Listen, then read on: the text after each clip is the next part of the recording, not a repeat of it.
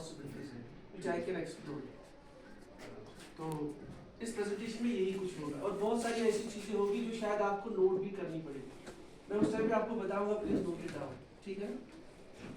इसको स्क्रॉल कैसे करें सर? और स्क्रॉल कैसे करें सर? बस एरो बटन से या एंटर से. ठीक है, ठीक है, ठीक है.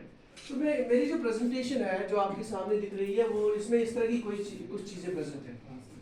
एक तो what are the possible options. एक बार अगर मेरा 12th का एग्जाम पास होता है, मेरे माइंड में क्या है या मेरे पास क्या ऑप्शंस है कि मैं आई शुड ऑप्ट. ठीक है ना. और उसके बाद मेरी यहाँ कुछ एक लंबी लिस्ट रखी हुई है कुछ इंस्टीट्यूट्स की. ये बहुत सारे हैं लेकिन मैंने बस रखा है आपकी जानकारी के लिए. ऑल अक्रॉस इंडिया क्या क्या ऑप्शंस है कि मैं 12th के बाद जा सकता हूँ and what is the way by which I can go there. I can find myself there. ठीक. अच्छा. और उसके बाद में नॉर्मली जो हमें पता होता है कि 12th के बाद मुझे अगर कहीं एडमिशन ना होता है तो शायद कॉलेज में हो जाए. क्या ऐसा ही है? अभी भी ऐसा नहीं है वैसे. तो अभी इस पर भी हम थोड़ी बात करेंगे. वो लास्ट पॉइंट है इस पे. ठीक है. चलिए, ये एक लंबा चौड़ा इस पे चार्ट है. मैं इस पे बात नहीं करूंगा, टाइम भी नहीं है. I will skip this presentation. चलिए देखिए, हम नॉर्मली जब 11th पे आते हैं, नॉर्मली 11th पे, तो हम सब्जेक्ट क्यों चूज करते हैं? या तो हमारे घर वाले हमें बोलते हैं कि सब्जेक्ट आप चूज करो. कोई आप मेडिकल की स्ट्रीम ले लो, कोई बोलता है मुझे नॉन मेडिकल की स्ट्रीम लेनी है, और कोई कॉमर्स या आर्ट्स की स्ट्रीम चूज करता है. असल तो ये सारा it depends on the interest of the candidate. लेकिन चलो आपने जैसा भी लिया है सब्जेक्ट, मुझे नहीं पता आपने कैसे लिया है subject, but originally it depends on the interest of the candidate. Let us say you all not let us say, मुझे उम्मीद है कि you will qualify your 12th exam with a good marks. इसलिए तो आप यहाँ पे हैं. ये जो आपका जो इंस्टीट्यूट है ना, you all know probably in the Doda one of the best, at least. Is it that, Ashok sir? Is it that the best? मुझे नहीं पता. सर हाँ ठीक है. So ये एक टॉप इंस्टीट्यूट है, अच्छा इंस्टीट्यूट है. तो हम उम्मीद यही करते हैं कि यहाँ की जो सारे कैंडिडेट्स हैं they will pass with good marks. पहले तो ये बात है. आपके जहन में ये बात नहीं होनी चाहिए कि मुझे एग्जाम करना है पास, तो फायदा क्या हुआ इधर आने का. तो वी एक्सपेक्ट आप जो जितने भी स्टूडेंट यहाँ पे है, you qualify your exam with good marks, at least 70% plus. ठीक. मुझे उम्मीद है. अगर आपको लगता है कहीं कमजोरी है तो अभी भी टाइम है आपके पास.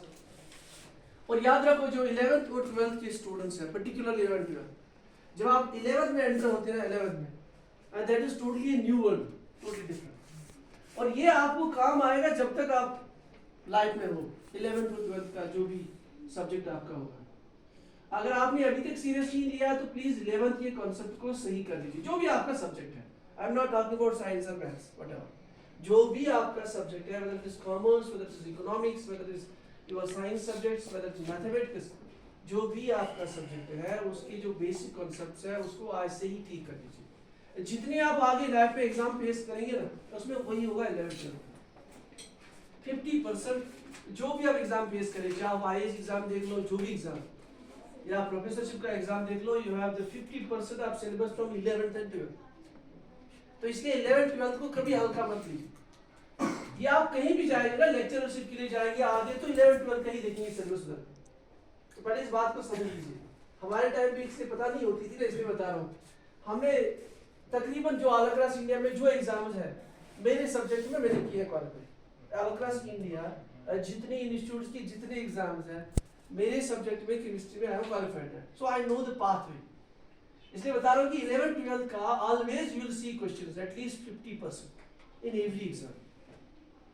तो इसलिए अगर जिसका साइंस है, कॉमर्स है, मैथमेटिक्स है, जो भी सब्जेक्ट है, जो आपका इंटरेस्ट है सब्जेक्ट का, एटलीस्ट 1-2 सब्जेक्ट तो इंटरेस्ट होती है हर किसी की, उन कॉन्सेप्ट को सही करना, ये सबसे इंपॉर्टेंट है.